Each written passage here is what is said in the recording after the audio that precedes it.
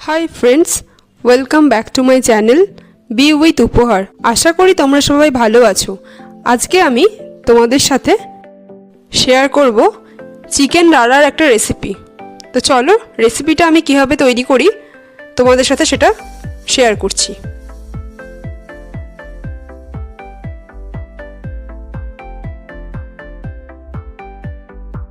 রেসিপিটা তৈরি করার জন্য এখানে আমি টোটাল 1 কেজি চিকেন নিয়েছি। তার মধ্যে উইথ বোন চিকেন নিয়েছি 500 গ্রাম আর বোনলেস চিকেন 500 গ্রাম নিয়েছি। প্রথমে আমি একটা পাত্র নিয়েছি।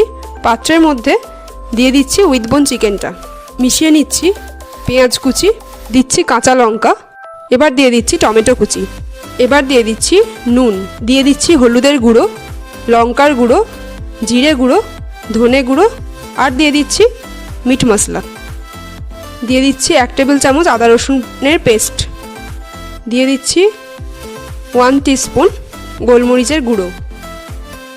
এবার আমি বড় চামচের 1 চামচ সর্ষের তেল দিয়ে খুব ভালো করে ম্যারিনেট করে নিচ্ছি। চিকেনটা আমার ম্যারিনেট করা হয়ে গেছে। এবার বোনলেস চিকেন যেটা ছিল ওটাকে কিমা করে নিয়ে ওটাকে আমি মিশিয়ে দিচ্ছি। তারপর আবার খুব ভালো করে ম্যারিনেট করে নিচ্ছি। চিকেনটা ম্যারিনেট করা হয়ে গেছে। এটাকে আমি ঢাকা দিয়ে আধ ঘন্টার জন্য রেখে দিচ্ছি। কারোর হাতে যদি সময় বেশি থাকে 1 থেকে 1.5 ঘন্টা টাইম রেখে দিতে পারে। এবার আমি একটা প্যান নিয়েছি। প্যানের মধ্যে দিয়ে দিচ্ছি সর্ষের তেল। এখানে আমি হাফ কাপের মতো সর্ষের তেল নিয়েছি। তেলটা একটু গরম হলে আমি দিয়ে দিচ্ছি একটা ফাটিয়ে নেওয়া এলাচ আর একটা লবঙ্গ। 5 সেকেন্ডের মতো ভেজে নিয়েছি। ভাজা হয়ে গেছে। এবার আমি ম্যারিনেট করা চিকেনটাকে দিয়ে দিচ্ছি।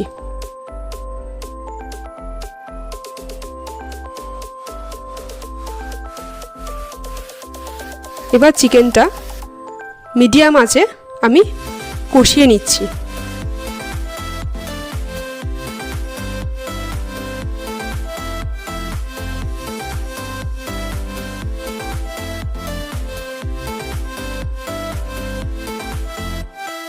এবার আমি ঢেকে দিচ্ছি কিছুক্ষণের জন্য।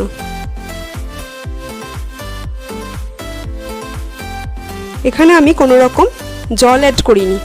ম্যারিনেট করা চিকেন থেকেই যে জলটা বেরোবে ওই জল দিয়েই আমি পুরো রান্নাটা করব। গ্যাসটাকে ঝাড়ি আছে ফ্লেমটা রেখে দিতে হবে।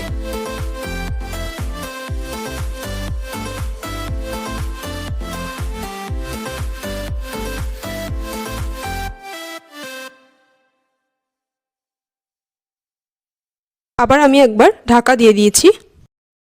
এইভাবে আমি 3 থেকে 4 বার ঢাকা দিয়ে আর ঢাকা খুলে নাড়াচাড়া করে আমি পুরো চিকেনটাকে বানিয়ে নেব। চিকেনটা যেহেতু ম্যারিনেট করা ছিল তাই রান্না হতে খুব বেশি সময় লাগবে না।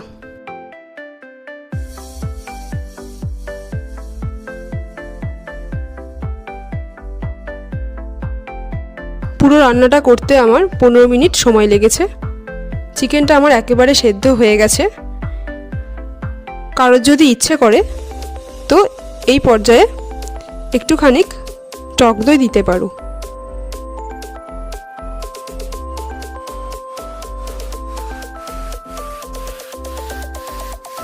রান্নাটা আমার একদম রেডি।